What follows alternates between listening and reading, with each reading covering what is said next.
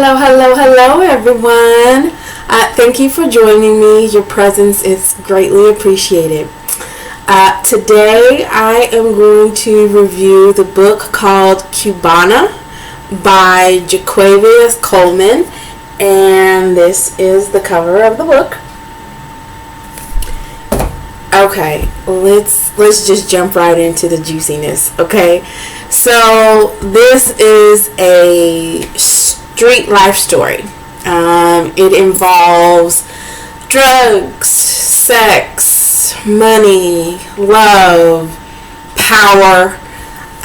It revolves around a man named Saint. And Saint is at the top of his game as the Bayou head drug dealer. Saint has the mega connect with the profitable product that everybody wants. Saint travels to Cuba and encounters some activity that leaves him feeling very uncomfortable and, I would say, disgusted at the very least. And so he makes a decision. He decides to get this particular person named Tay out of a predatorial lifestyle. Okay? Tay was abandoned by her family and taken in by a predator is really what this person is. Not a person of good character. Moral compass is probably just broken, but she was subjected to a life that, well, no one wants. No one's like, "Ooh, come get me." Yeah, I want to be involved in that. So no one wants this kind of life, okay? And she is involved in this life basically in order to survive. Saint returns to the U.S. with Tay with the intentions of giving her a better life. Saint looks at Tay as his little baby, a sister-like love with maybe a twinge more. Saint definitely feels responsible for Tay. However, he also has a love for a woman named Ramina. And I may be pronouncing that wrong, but that's how I pronounced it throughout the whole book, okay? Ramina has been with Saint for many years. She's kind of that ride or die. She can hold her own in the looks department. She's got her business. She has a lucrative hair styling business. But she's also no stranger to the rules of the street game. So he loves her and intends to marry her. And Saint has some conflicts of the heart regarding these two ladies. Ramina definitely loves Saint, and she does want a life with him. Tay also loves Saint. I kind of felt that Tay may love Saint because he saved her. He saved her from a life that was dangerous, a life that was just bad all the way around. So when you're reading it, you kind of feel like, okay, this may be one of those "you saved me, I love yous," but I'll let you come to your own conclusions on that one. So when Saint brings Tay to the U.S., Ramina has her reservations about Tay having a special place in Saint's life. But that kind of subsided once she got to know Tay.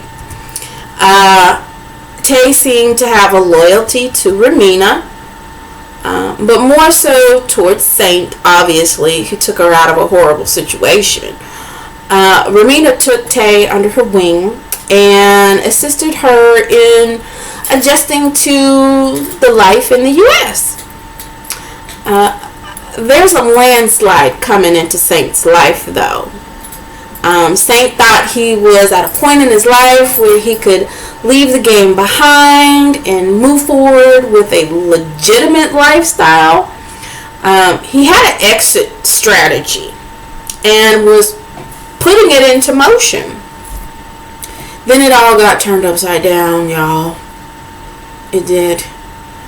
It got turned upside down with a deadly copycat version of his drug hitting the streets, jealousy, and a drunken act of betrayal. Okay.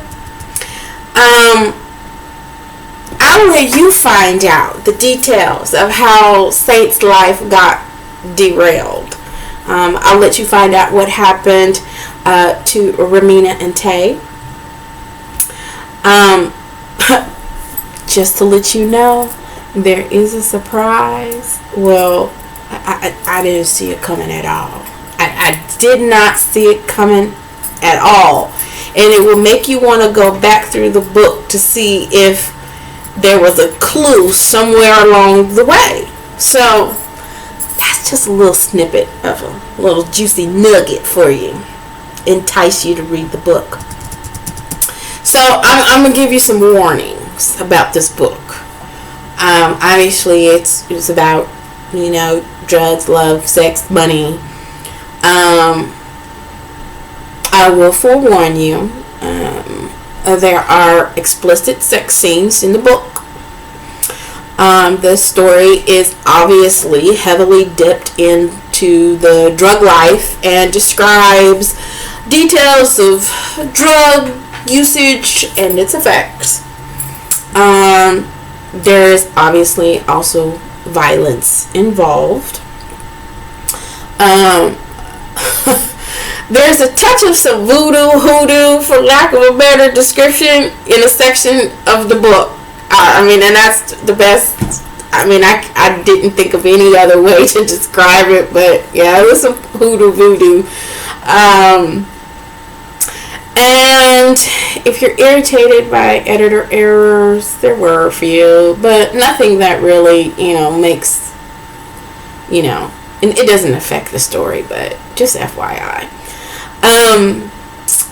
When I picked this book, I actually picked it because I have personally previously been to Cuba. And so I thought there would be some descriptions in there that I could reminisce and be like, oh yeah, I remember that when I was there. Or, I thought maybe it would bring the story a little bit more to life. If I read it and there was some scene descriptions that I could identify with, like, oh yeah, I remember that area, or yeah, I can, but not too much. Even the name, the drug connect is in Cuba, and the name of the drug is Cuba or Cubana. So yeah. So that was the connection. That was about as deep. Well, they did have a scene describing going from one place to another in Cuba, but it really didn't, and it did give a quick depiction of the children playing in the neighborhood, but it really didn't give me the nostalgia that I thought I would get based upon just the name of the book. So never judge a book by its cover. Just because the cover is one thing doesn't mean that that's that you're going to get a full cup of tea once you start reading it. So overall though, it is a good weekend read. It's not a long, lengthy book. It is a good kind of juicy sit down, and you can get it done pretty quickly. I gave this a 4 out of 5. So, as always, click like and share.